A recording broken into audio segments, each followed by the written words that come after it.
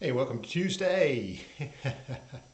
I guess welcome to my little world for a moment because my little world, a whole lot of it goes on in my head. Anyway, come on in for a little while and let's think together for just a little bit.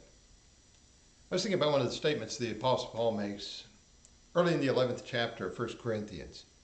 When he praises the people he's writing to, those Christians there in Corinth, he praises them for what he says. Listen to this, that you keep the traditions just as I delivered them to you. I thought about, how ready we are to kind of let a lot of things go, get rid of them. We're a very disposable society. We're not as sentimental maybe as we might have been sometimes in the past. And I'll let you speak for yourself in that, and maybe I'll speak for myself in that, but I just think generally at large, that's kind of the way we are. But there are times it's important to hang on. It's Frankie Valley, Four Seasons. Let's hang on to what we got. May not be much, but we know what we got. Sometimes it's good to hang on. Because if you're going to really get where you're going, you need to hang on a little bit. If you're going to know what you got to hang on to what it is. I was picturing in my mind as I was thinking about some of these things, I was picturing some things that took place a long time ago. Actually, it was junior high school. When you go back to the 1960s, ooh, man, a lot of you can't go that far. But go back to the 1960s when skateboards that had begun with old roller skates nailed onto boards, but actually were becoming real skateboards. When skateboards started being popular, and a lot of youngsters in my day, we'd take our skateboard, ride them to school and so forth, and then you'd stick it in your locker at school and so forth and take it out. You ride your skateboard home. We weren't as good. We didn't have skate parks and so forth, but that's beside the point. I want to tell you about something.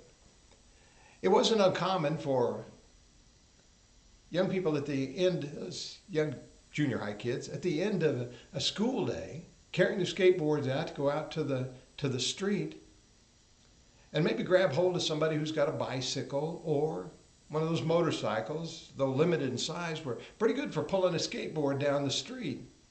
And at that age, you feel indestructible and you're not afraid to get on your skateboard, grab hold of the back of a motorcycle and ride it down the street, as long as your mother didn't see you. But I was thinking about a friend of mine, and I'll leave him unnamed, but he had a common name at the time. A lot of boys had that name. But I was thinking about a friend of mine. He was grabbing hold of the back bumper of a car, which was not uncommon for us when a car was pulling out of a parking lot or something like that. You squat down, grab hold of that metal bumper, and the driver of the car didn't necessarily know you were there and would begin to drive away, and you just ride your skateboard along beside the car. Yes, I know it was dangerous, no helmets, anything like that. We just rode.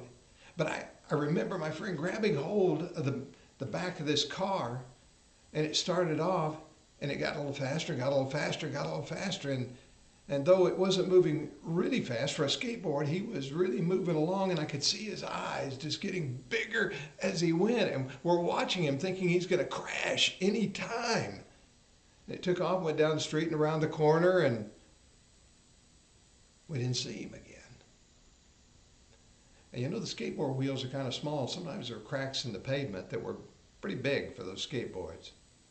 And sometimes you could be going along, cruising pretty fast, and suddenly the skateboard was behind you and you were still moving forward. But we didn't know what happened, so we took off running. Wasn't very far to make it home, but we took off running. And we found him there at home, and he's laying out in his yard, like, very dramatic and everything. He said, "What happened?" I said, "Well, I rode it all the way home." I said, "Well, why didn't you let go?" He said, "Partly, I was afraid to let go. I didn't know what would happen."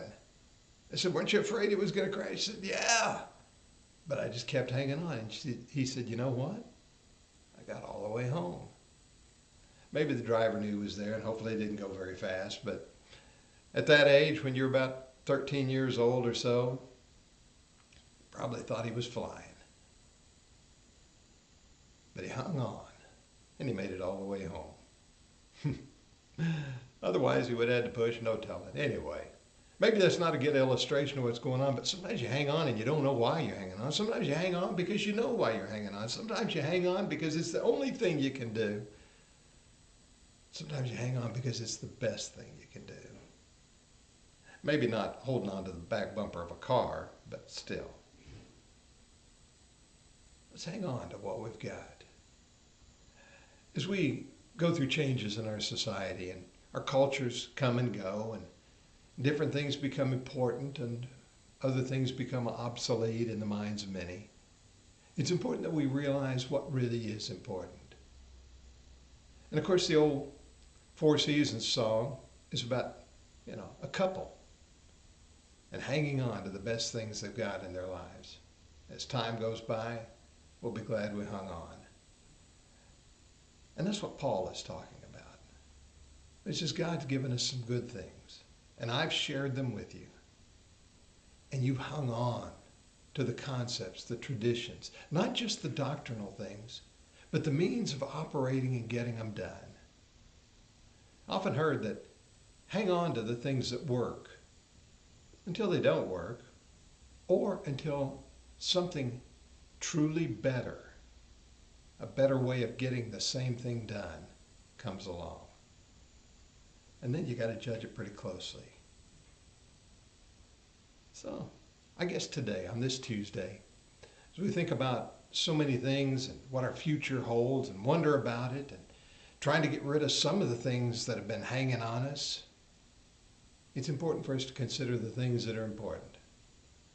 Let's hang on to what we got. Pretty good advice, I think, as we go forward. As Paul says, I'm going to praise you because you're holding on to the traditions, the important things, the way I gave them to you. Think about that today and hang on to the good things.